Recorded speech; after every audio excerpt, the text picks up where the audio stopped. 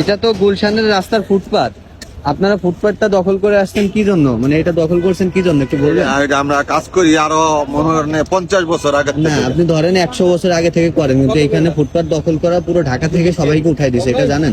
এটা জানি যে, কিন্তু আমগরে এদিকে করা হয়েছে, আমরা এনে বই কাজ করি আজীবন। আপনাকে কে বসতে বলছে বললেন?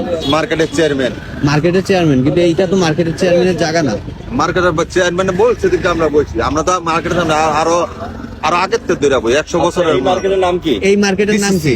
ডিসিসি। তাহলে মানে আমরা আপনাকে ডিসিসি মার্কেটের চেয়ারম্যান আপনাকে বলতে ফুটপাতের দোকানে আপনাকে দোকান করতে। আচ্ছা ঠিক আছে, তাহলে আমরা আপনারা কি DCC তাই? আপনাদের সবাইকে কি এই মার্কেটের মালিক আপনাদের বসতে বলছে ফুটপাত দখল করে? মালিক বলতে চেয়ারম্যান। চেয়ারম্যান? আচ্ছা ঠিক আছে। আচ্ছা, তো- আপনাদেরও তাই নাকি? ক্যামেরা ঘুরাও। আপনাদেরও তাই? আপনাদের সবাইকে ফুটপাত দখল করে বসতে বলছে? হ্যাঁ। এইখানে করেন। আমগো সিটি কর্পোরেশনের পর্যন্ত আমগো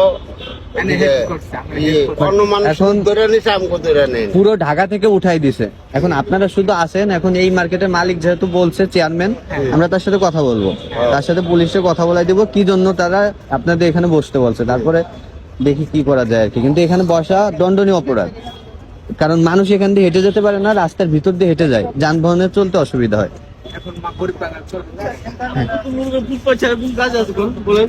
না না না, ফুটপাত ছাড়া না, আসলে দেখেন পুরো ঢাকা থেকে উঠাই দিছে ফুটপাতটা। এখন আমরা কথা বলে দেখি কি করা যায়।